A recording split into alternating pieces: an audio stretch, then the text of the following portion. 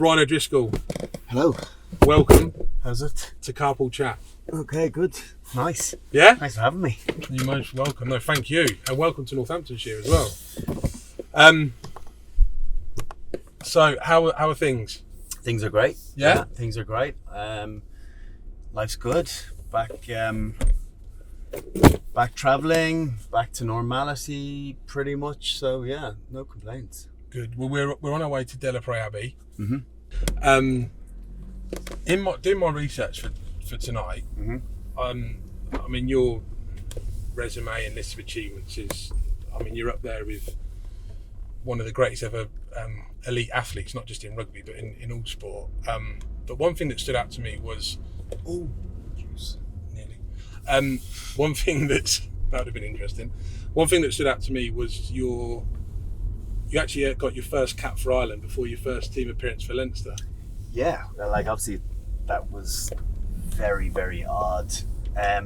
Strangely, a few people have subsequently done something similar, but I think I was the first. I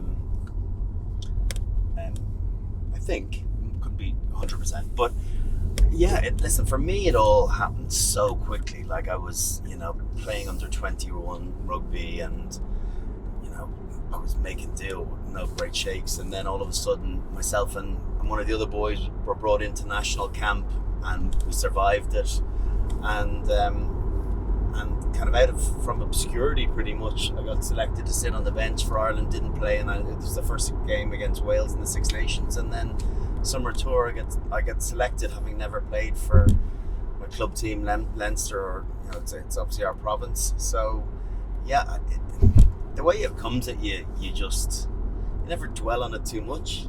Like because I was getting an international cap, I didn't care that I hadn't played. That obviously would follow suit. Yeah. But I'm playing for, it's my wife. I'm playing for my national team as a 20-year-old, and now lots of people think I don't deserve it, so I better prove them wrong. I think you did that.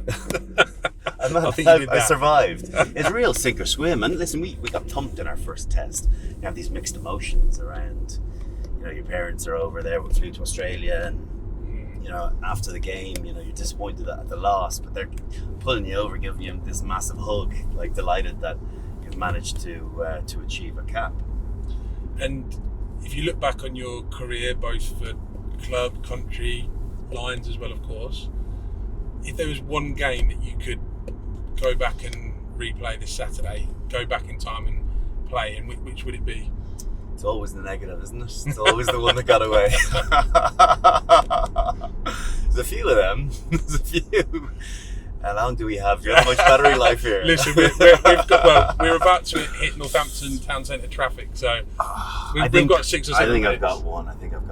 Yeah? Yeah. There's even a moment in the game that I think I would change. And yeah, my last game against New Zealand, 2013, I tried to preempt a hit on Brodie Retallick, and he saw me just in time, and he braced himself properly, and his mass versus my mass, there was only going to be one winner, and so I got concussed. And so if I could go back and change a moment, I wouldn't have tried to make a dominant collision on him, because I'd have stayed in the game, and I'd have felt I could have helped problem solve at the end of the game, where we lost it 3 minutes into injury time. And obviously, Ireland have gone on to win, multiple times against New Zealand. Yeah. But that was my last shot at beating them. And so, yeah, it definitely wrangled with me for a long time. I can't say I love thinking about it now. Yeah. Sorry about that. But it's it's a moment that I wish I could not change the result, just change the opportunity to go back and change the result. Maybe it would be the same, or maybe I could have been on and just felt as though a bit of leadership at key times, just understanding what needed doing towards the end of the game, and could have seen it through. Yeah, the more I learned about elite sport, and we touched on it earlier about the similarities and synergy between professional sport and business, and having people playing them in the right position, but that game management, how important is that at the real top level Huge, and a lot of it is about experience. It's very hard to come in and have all the answers immediately. I think it's about the experience of being there and come off on the wrong side of a result or an experience and realize, oh, that doesn't work. And, about tried and tested it. And sometimes it's 2 or 3 different times you have to try things to realize it's not going to succeed that way. And then all of a sudden you land on something that works. And again, equally, that doesn't mean that it's going to work every time. Mm-hmm. But when you do find a way to succeed and achieve, I think it gives you confidence around being able to do that again. And sometimes it's about breaking the seal. Yeah. The first one's the most difficult, and after that you go, okay, and then you think your way in through different environments slightly differently when you have had some success. So yeah, I think back to that moment, and the reason I say about leadership, I was roaring it from the sidelines, still concussed, but talking about trying to play positively, trying to show the referee a positive picture.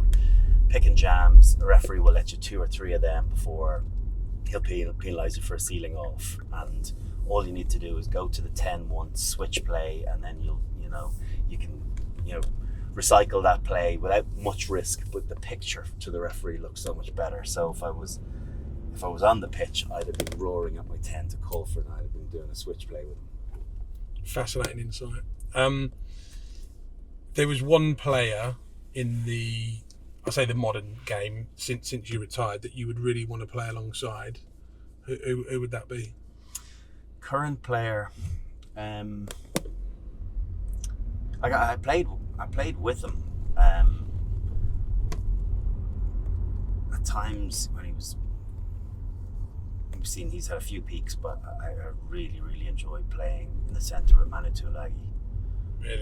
Yeah, on his day, on his game, he's unplayable, and I immediately had an awful lot of time from the reputation from jumping off the boat in Auckland Harbour in 2011 wasn't the Manu that I got to know on the 2013 tour. Great guy, humble, hardworking.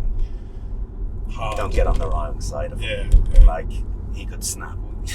Best thing he ever did was, kids out there, this isn't okay, but it was the best thing he ever did because he scared people, was that crazy punch on Chris Ashton. Because everyone just thought, this guy is unhinged. Yeah. And what that does for your reputation going forward, you're like, wow, okay, that's an England teammate of him, and all of a sudden he just lost it. Now, you need to channel that in the right way, but I remember thinking subsequently, going, this guy is, you almost just think, be that little bit. Yeah. You just be nervous around which Manu you're gonna bring out. But he was, what a player, what a great player. Still, what a player. So we're now just pulling up to Delaprey Abbey, which is a very historical and famous place within Northamptonshire. It's beautiful inside, which you're about to see. So just to bring this to an end, we're going to have a wonderful dinner here this evening. If there was 3 people this weekend that you could have dinner with, past or present, for a dinner party, who would they be? You got to have music. So I'm definitely gonna pick Springsteen. He's coming on tour next year. He is coming on tour. Yeah. I will be there. Not often fanboy, but I got a picture with him in 2009, and it's pride of place on my wall. The only negative from it is I'm wearing a white t-shirt, and you look as though you could hang a duffel coat on my nipple as it's coming through, which is not what you're looking for. I need to see that. Peak moment. Probably Tiger. Just he's an intriguing individual. What he's been through, what he's managed to achieve, what he's managed to come back from, what stories he'd have. You could always pick a Mandela, which would be incredibly interesting. I'm gonna go with. People are gonna balk at this, but I'm gonna go with a comedian because you need good entertainment. I love the comedian Jim Jeffries, so I'm gonna weirdly pick him just because I'm on the spot. Like, I haven't given this any thought. Bruce Springsteen, Tiger Woods, and Jim Jeffries. It's an obscure bunch. That would be a pretty special dinner party. Brian, thank you very much for taking part. Thank you. And let's go and have a good night. Absolutely.